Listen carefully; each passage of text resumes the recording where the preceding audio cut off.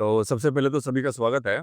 और आज जो हमारे माननीय पुलिस महानिदेशक हरियाणा द्वारा एक 5 नवंबर से 20 नवंबर के दौरान ऑपरेशन ट्रैक डाउन चलाया था, तो उनके मार्गदर्शन में ये हमारा जो कल है ये संपूर्ण हुआ है। और इसका जो मकसद ये था कि हमारे जो संगठित अपराध हैं या जो वायलेंट क्रिमिनल्स हैं, जो लंबे समय से गिरफ्तार नहीं हो पाए हैं या अपने एरिया में किसी न किसी प्रकार से अपराध को अंजाम दे रहे हैं, उनको उठा के सलाखों के पीछे भेजना, ज़्यादा से ज़्यादा लोगों को। तो इसमें हमारा जो रेवाड़ी है, उसका जो काम है बहुत ही सराहनीय रहा है।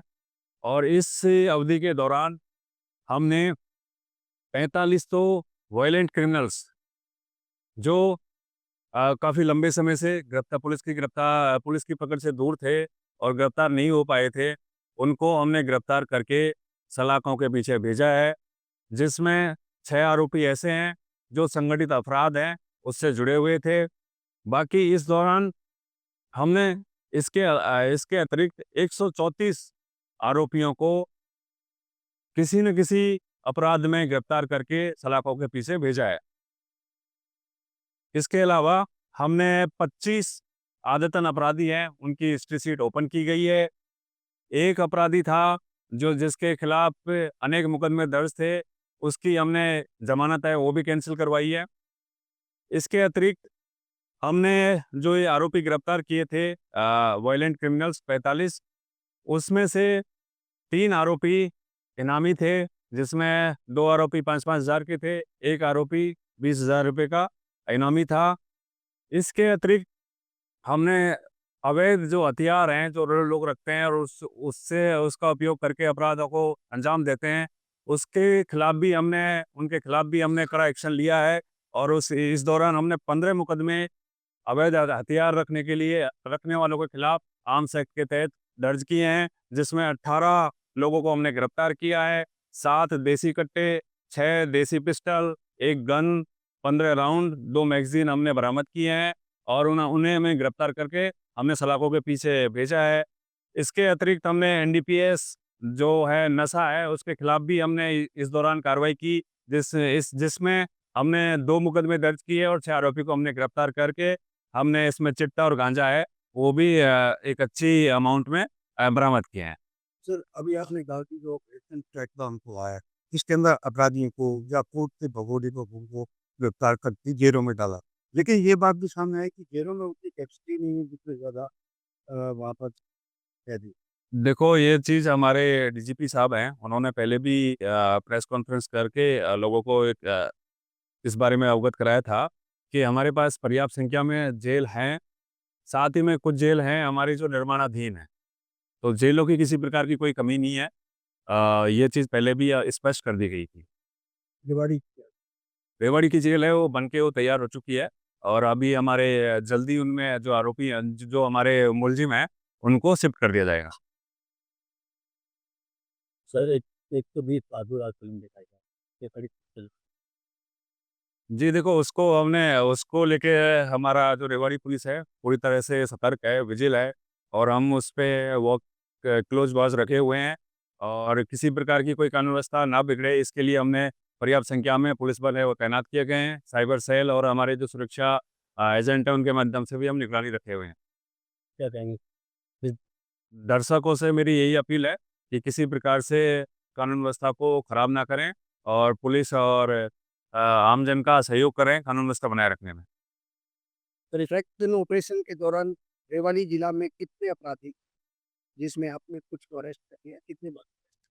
जी, देखो हमारे थाने वाइज़ जो डीजीपी साहब की तरफ से थाने वाइज़ हमारे सभी एसएचओ को टारगेट दिए गए थे कि अपने-अपने इलाके में जो भी वायलेंस क्रिमिनल्स हैं उनकी पहचान करें, जो किसी न किसी प्रकार से अपराधों को अंजाम देते हैं, कानून व्यवस्था को ख़राब करते हैं।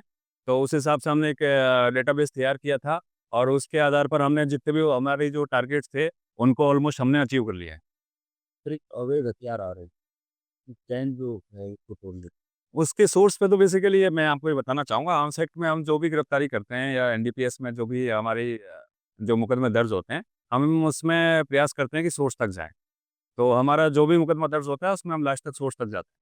नशे को लेकर जो गाँव का तो नशे के लिए तो मेरा मेरा यही कहना है कि नशे के लिए हमने रेवाड़ी में एक नशा मुक्ति टीम का गठन भी किया गया था और वो हमारी टीम बखूबी से एक अपना काम भी कर रही है और हमारे जो अभी तक जैसा कल की रिपोर्ट है उस हिसाब से हमने 215 गांव हैं उनको वेरीफाई किया है।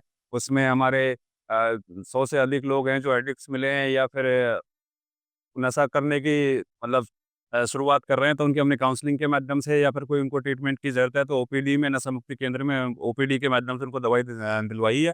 ये काम हमारी पुलिस के द्वारा लगातार जारी है और आगे भी जारी रहेगा। सर इस रेवाड़ी के अंदर जगह-जगह ओयो होटल या कैफ़े वगैरह कोई युवा ज़्यादा उनकी संख्या बढ़ देखो उसपे जो वो ओयो होटल खोलना ये कोई अपराध नहीं है। यदि उसमें किसी प्रकार की कोई अवैध गतिविधि चलती है, तो उसपे हम लगातार कार्रवाई करते हैं। आपके संज्ञान में भी है, हमने बैक टू बैक हमने जब भी हमारे पास ऐसी कोई सूचना आती है, तो हम उनके खिलाफ कार्रवाई करते हैं।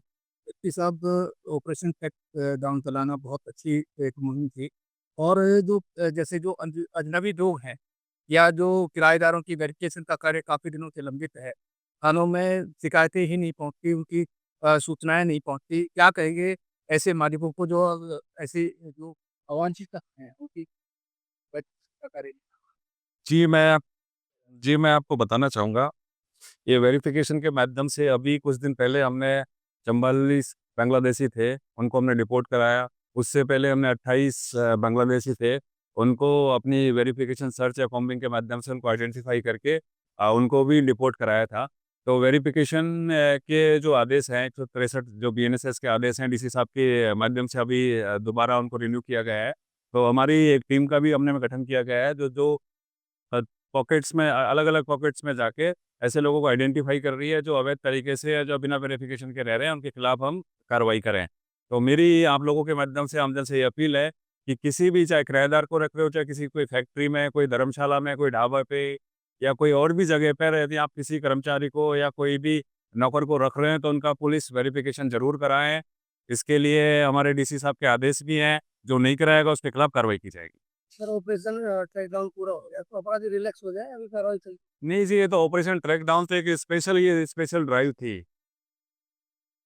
अभी आप चोरों चोरों को पकड़ना, अपराधियों को पकड़ना, ये पुलिस का काम है और ये लगातार जारी रहता है, तो ये आगे भी जारी रहेगा और जो भी कोई अपराध करेगा, उसके खिलाफ सख्त से सख्त कार्रवाई की जाएगी और त्वरित कार्रवाई की जाएगी।